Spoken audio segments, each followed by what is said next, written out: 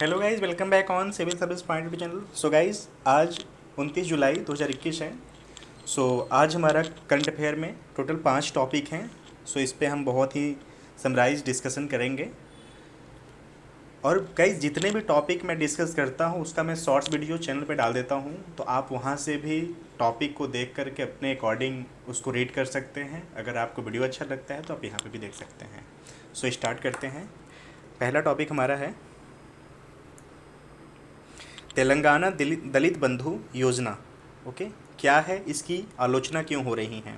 दलित बंधु तेलंगाना सरकार का नवीनतम प्रमुख कार्यक्रम है। इसकी परिकल्पना दलित परिवारों को सशक्त बनाने एवं कल्याणकारी योजना के रूप में की गई है। तेलंगाना दलित बंधु योजना क्या है? दलित बंधु प्रति परिवार 10 लाख रुपए के प्रत्यक्ष लाभ हस्तांतरण के माध्यम से दलितों के बीच उद्यमिता को सक्षम बनाना है। यह देश की सबसे बड़ी नगद हस्तांतरण योजना होने जा रही है। दलित उद्यमिता को बढ़ावा देने के लिए सरकार ने यह उन क्षेत्रों में दलितों के लिए आरक्षण की व्यवस्था शुरू करने का फैसला किया है जहां सरकार लाइसेंस जारी करती है। इसमें शराब की दुकानें, मेडिकल शॉप, खाद की दुकानें, चावल मिल आदि शामिल हैं। ओके। दलित सुरक्षा कोष। आर्थिक सहायता के अलावा सरकार किसी भी प्रतिकूल स्थिति में लाभार्थी का समर्थन करने के लिए स्थायी रूप से दलित सुरक्षा कोष नामक एक कोष बनाने की योजना बना रही है। इस निधि का प्रबंधन संबंधित जिला कलेक्टर के साथ साथ लाभार्थी की एक समिति द्वारा किया जाएगा। गाइस, जो भी मैं अंडरलाइन कर रहा हूँ वहाँ पे कंटेंट रहते हैं ऑब्जेक्टिव, प्लीज़ आप उसको नोट कर सकते हैं, आप उसको रिपीट कर सकते हैं। ओके। दलित बंधु योजनाओं को आलोचना का सामना क्यों करना पड़ रहा है? योजना के पीछे की मंशा और तर्क पर सवाल उठाए जा रहे हैं। दलितों के संरक्षण और सशक्तिकरण के लिए मौजूदा कानून और योजनाओं को बनाए रखने में विफल रहने के लिए सरकार को आलोचना का भी सामना करना पड़ रहा है। ओके, ये रहे आलोचना के कारण। नेक्स्ट हमारा है सेकेंड नंबर, पंडित दीनदयाल उपाध्याय उन्नत कृषि शिक्षा योजना। Okay, PDDUUKSY। गाइज, ये जो शॉर्ट नेम होते हैं ना, ये ऑब्जेक्टिव रहते हैं। आप इसको प्लीज़ एलिमिनेशन मेथड में काफ़ी काम आता है इस तरह से कि ये दे दिया और वहाँ पर कई सारे कंफ्यूज करके नाम दे देते हैं इस तरह से। तो प्लीज़ आप इसको नोट कर लेना कि PDDUUKSY जो है पंडित दीनदयाल उपाध्याय उन्नत कृषि शिक्षा योजना है। ओके, इसको देखते हैं। इस योजना के तहत अब तक 24 राज्यों केंद्र शासित प्रदेशों में 108 शिक्षण कार्यक्रम आयोजित किए जा चुके हैं। ओके,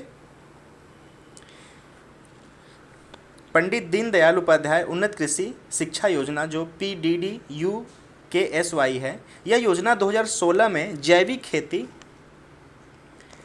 प्राकृतिक खेती और गाय आधारित अर्थव्यवस्था में पर्यावरणीय जीविका और मिट्टी के स्वास्थ्य के लिए मानव संसाधन विकास विकसित करने के लिए शुरू की गई थी। गाइज, इसके कंटेंट क्या क्या हैं?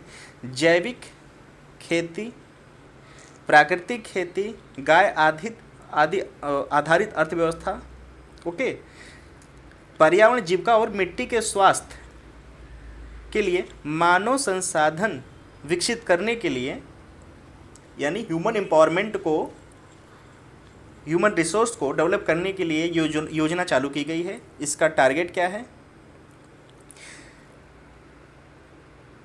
ग्रामीण स्तर पर कुशल मानव संसाधन का निर्माण करना जो जैविक खेती और टिकाऊ कृषि के विकास के लिए प्रासंगिक हो। ग्रामीण भारत को जैविक खेती या प्राकृतिक खेती या ग्रामीण अर्थव्यवस्था या सतत कृषि के क्षेत्र में तकनीकी सहायता प्रदान करना। इस योजना की अन्य गतिविधियों का ग्राम स्तर पर स्थायी केंद्रों के माध्यम से विस्तार करना। ओके, निर्दिष्ट केंद्र इस प्रकार के लिए किसानों का चयन कर सकते हैं, बशर्ते किसानों को उनके चयन से पहले जैविक खेती, प्राकृतिक खेती, गाय आधारित अर्थव्यवस्था में उनकी रुचि संदर्भ मूल्यांकन किया जाना चाहिए।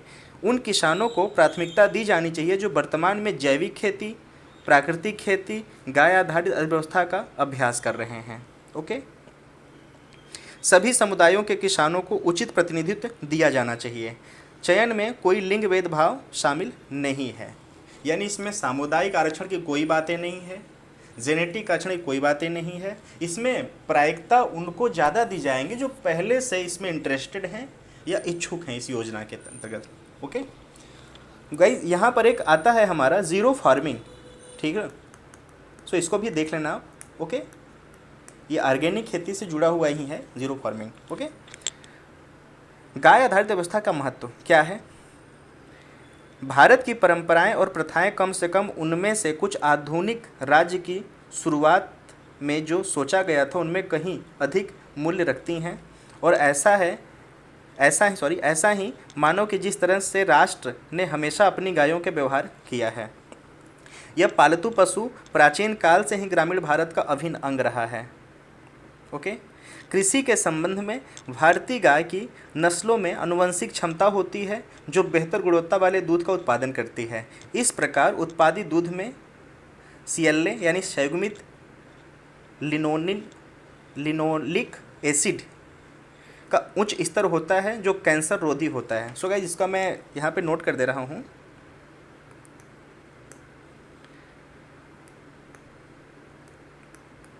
लिनोलिक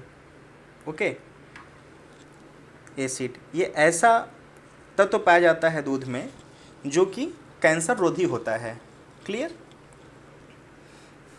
इसके अलावा गोमूत्र का उपयोग जैव उर्वरक और पोस्ट लिप्रेट के रूप में किया जा सकता है जो कम लागत के साथ फसल उत्पादन बढ़ाने में काफ़ी मददगार होते हैं। ओके, सो ये कारण है कि इसमें हम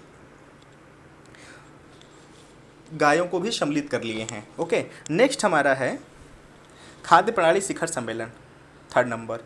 यह रोम में हो रहा है। संयुक्त राष्ट्र खाद्य प्रणाली शिखर सम्मेलन का पूर्व शिखर सम्मेलन सितंबर में होने वाले वैश्विक कार्यक्रम के लिए मंच तैयार करेगा। ओके, मूल रूप से संयुक्त राष्ट्र महासचिव एंटोनियो गुटेरेस द्वारा 16 अक्टूबर 2019 को घोषित किया गया था संयुक्त राष्ट्र खाद्य प्रणाली शिखर सम्मेलन, जिसमें एक पूर्व शिखर सम्मेलन भी शामिल था की कल्पना रोम स्थित 3 संयुक्त राष्ट्र एजेंसियों खाद्य और कृषि संगठन के संयुक्त नेतृत्व के साथ बातचीत के बाद की गई थी। जुलाई 2019 में उच्च स्तरीय राजनीतिक मंच पर कृषि विकास और विश्व खाद्य कार्यक्रम के लिए अंतर्राष्ट्रीय कोष। ओके, शिखर सम्मेलन के बारे में। ओके, खाद्य प्रणाली शिखर सम्मेलन 2030 तक सतत विकास लक्ष्यों को प्राप्त करने के लिए कार्रवाई के दशक के हिस्से के रूप में आयोजित किया जाता है। शिखर सम्मेलन सभी 17 SDG पर प्रगति प्रदान करने के लिए साहसिक नई कार्रवाई शुरू करेगा, जिसमें से प्रत्येक स्वस्थ, अधिक टिकाऊ और न्याय संगत खाद्य प्रणाली पर कुछ हद तक निर्भर करता है।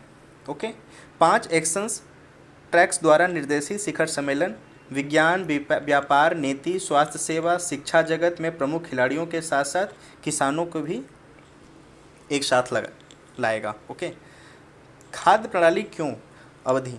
खाद्य प्रणाली उत्पादन, संस्करण, परिवहन और उपभोक्ता खाद्य में शामिल गतिविधियों के नक्षत्र को दर्शाता है। सो गाइज, ये रहा हमारा खाद्य प्रणाली शिखर सम्मेलन क्यों किया जा रहा है, इसका इनिशिएटिव क्या क्या है। सो इसको मैंने बताना चाहा शॉर्ट में। ओके, ये जो SDG के 17 सब्जेक्ट होते हैं, आप इसको प्लीज़ देख लेना। ओके, नेक्स्ट हमारा है और इम्पॉर्टेंट आज का ये सेगमेंट है 4 नंबर, राजा मिर्ज़ा। क्या है? इसे भूत जोलोकिया या भूत काली मिर्च के नाम से भी जाना जाता है।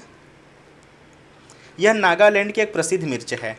ओके, 2008 में इसे GI टैग सर्टिफिकेट मिल चुका है। ओके, सो 2008 में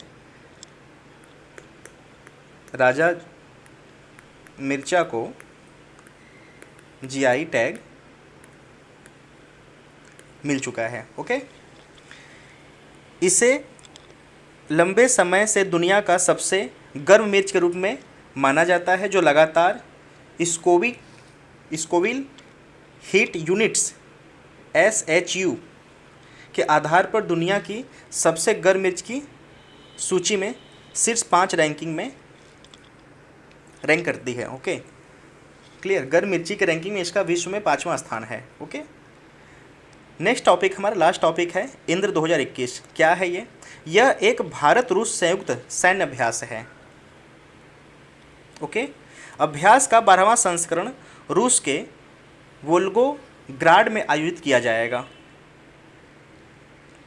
इस अभ्यास में अंतर्राष्ट्रीय आतंकी समूहों के खिलाफ एक संयुक्त बल द्वारा संयुक्त राष्ट्र के जनादेश के तहत काउंटर टेरर ऑपरेशन का संचालन करना होगा।